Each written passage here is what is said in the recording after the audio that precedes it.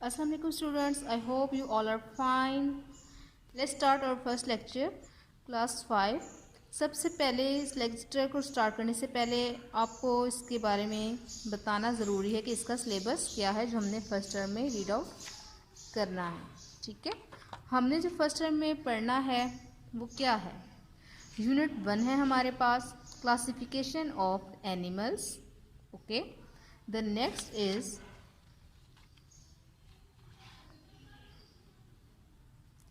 Unit 3 micro organisms. ये 2 lessons हैं जिन्हें हमने रीड आउट करना है फर्स्ट टर्म में. ठीक है, now we start our first lesson to study classification of animals is our first lesson. Classification क्या होती है? क्लासिफिकेशन होती है किसी भी चीज़ को ग्रुप्स में तकसीम करना. अब यहाँ पर किस क्लासिफिकेशन की बात हो रही है? क्लासिफिकेशन ऑफ एनिमल्स, जानवरों की क्लासिफिकेशन की बात हो रही है, जानवरों की ग्रुपिंग की गई है. The earth is the habitat of plants, animals and human beings. इस लाइन के आपको क्या समझ आई? हैबिटेट क्या होता है? किसी भी जानवर के उसके माहौल के मुताबिक रहने की जगह. जैसे कि एक इंसान है तो वो सर्दी गर्मी में किस तरह से रहता है, किस एरिया में रहता है. कुछ लोग सर्द इलाकों में रहते हैं, कुछ गर्म इलाकों में रहते हैं, और वो उसी तरह से अपनी आदत बना लेते हैं और उसी तरह से अपने आप को उस माहौल में ढाल लेते हैं. This is called habitat. ठीक, ये आपको समझ आ गया. The earth is the habitat of plants, animals and human beings. जो हमारी ज़मीन है वो पौधों, जानवरों और इंसानों के लिए एक हैबिटेट है, एक रहने की जगह है उनके माहौल के मुताबिक. We find a variety of plants and animals around us. हम वेराइटी क्या होती है? इकसाम होती है. ठीक है, अराउंड हमारे इर्द गिर्द, हमारे आसपास जो हैं बहुत सारे एनिमल्स और पौधे यानी कि जानवर और पौधे पाए जाते हैं. बहुत सारी इकसाम जानवरों और पौधों की पाई जाती है. क्या होगा? In order to study plants and animals, scientist have arranged living things into different groups based on the features. Features क्या होते हैं? खुसूसियात. ठीक है, they share including shape, size, body parts, mode of feeding यानी कि वो फीडिंग क्या खाते हैं, एंड रिप्रोडक्शन कैसे अफजाइश नस्ल करते हैं या एक जानदार से और जानदार कैसे पैदा होते हैं. ठीक है, साइंटिस्ट ने इन चीज़ों को समझने के लिए यानी कि पौधों और जानवरों को उसने स्टडी किया है. साइंटिस्ट ने क्यों स्टडी किया है? कि उनकी खुसूसियात को जानने के लिए. उन्हें different shape, size, body parts, features और हर चीज़ में वो कैसे खाते हैं, कैसे रिप्रोड्यूस करते हैं, इन सब की अरेंजमेंट बनाई है जिसे क्लासिफिकेशन कहा जाता है. ठीक है, यानी कि in order to study plants and animals, scientist have arranged living things. यानी कि साइंटिस्ट ने तरतीब दिया है. लिविंग थिंग्स क्या होती हैं? जानदार चीज़ें या जानदार. ठीक है, into different groups based on features, कि उनकी खुसूसियात, जैसे एक जैसी खुसूसियात के हामिल जानदार हैं या पौधे हैं, उन सबको हमने एक ग्रुप में डाल दिया है.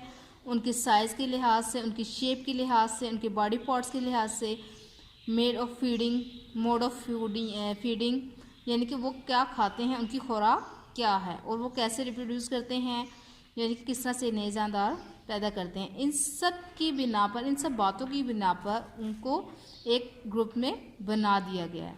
ठीक है, एक ग्रुप उनका बना दिया गया. जैसे कि अगर कोई छोटे साइज़ के पौधे हैं या कुछ ऐसे पौधे हैं जिन्हें हम शाम में पानी देते हैं. कुछ पौधे होते हैं जैसे रात की रानी, वो रात को खुशबू देती है. ठीक है, तो उसको हम रात के टाइम वो ज़्यादा महकती है, खिलती है.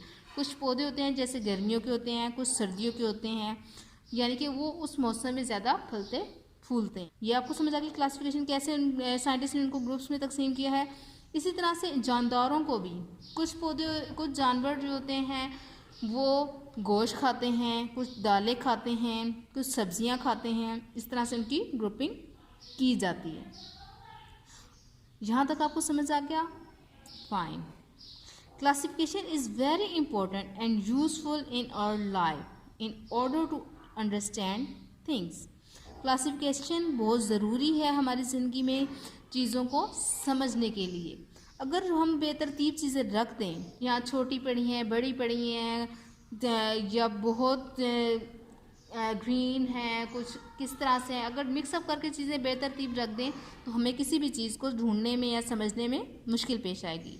अगर हमने क्लासिफिकेशन की होगी तो हमें बहुत इजीली समझ आ जाएगा कि कौन सी चीज़ कहाँ है और किस तरह से रखी गई है. फॉर एग्जांपल, जैसे आप बैग में बुक्स और कॉपीज़ अगर मिक्सअप करके रखेंगे तो आपको कुछ भी समझ नहीं आएगा. अगर उन्हीं बुक्स और कॉपीज़ को आप एक तरतीब में रखेंगे, बुक्स एक बॉक्स में या एक खाने में अपने बैग के रखेंगे और कॉपीज़ एक खाने में, पेंसिल, शार्पनर, रेज़र, पेन्स वगैरह एक पॉकेट में रखेंगे तो आपको उन चीज़ों को ढूंढने में ज़्यादा मुश्किल नहीं होगी, क्योंकि आपने ग्रुपिंग की होगी ना कि बुक्स आपकी किस खाने में हैं, कॉपीज़ आपकी किस खाने में है, इन सब की चीज़ों की ग्रुपिंग की होगी. जब आपको किसी भी चीज़ की ज़रूरत होगी तो आप उसी बॉक्स को या उसी पॉकेट को ओपन करेंगे और जो चीज़ आपको चाहिए होगी आप उसे निकाल लेंगे. ठीक है. इसी तरह से एक एग्जाम्पल यहाँ दी गई है. For example, in a shop of clothes.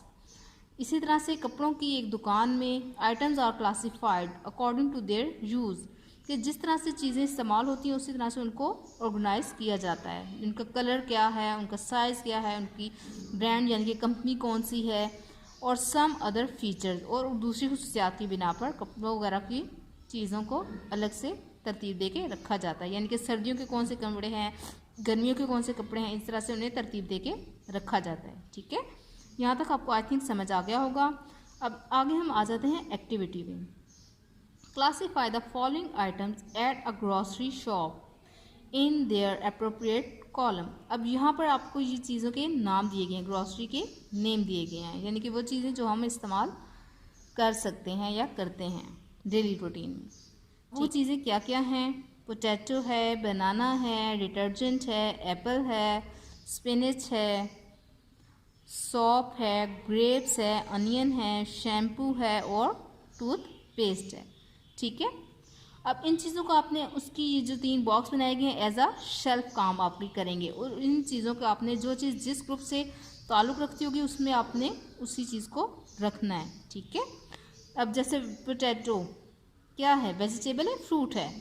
I think vegetable है, तो इसको हम वेजिटेबल शेल्फ में ही पेस्ट करेंगे. बनाना इज़ अ वेजिटेबल और fruit? I think it's fruit. और हाउस होल्ड की चीज़ों में अब क्या आ जाता है? ठीक है. डिटर्जेंट क्या होता है? यानी कि कोई भी डिटर्जेंट, सर्फ वगैरह जो कपड़े वगैरह धोने में काम आता है. तो ये क्या हो जाएगा, हाउस होल्ड शेल्फ में हम इसको रखेंगे. ठीक है. इसी तरह से ये बाकी जो चीज़ें हैं ये आपने सब इसमें कॉलम्स में लिखनी है. और ये आज का लेक्चर हम यहीं पर ख़त्म करते हैं स्टूडेंट्स. ये आपने होमवर्क करके इसकी पिक लेकर मुझे आपने सेंड करना है, और टाइमिंग है 8 to 12 PM. आज के लिए आपने इसको करना है और मुझे सेंड करना है. ओके. अल्लाह हाफिज़.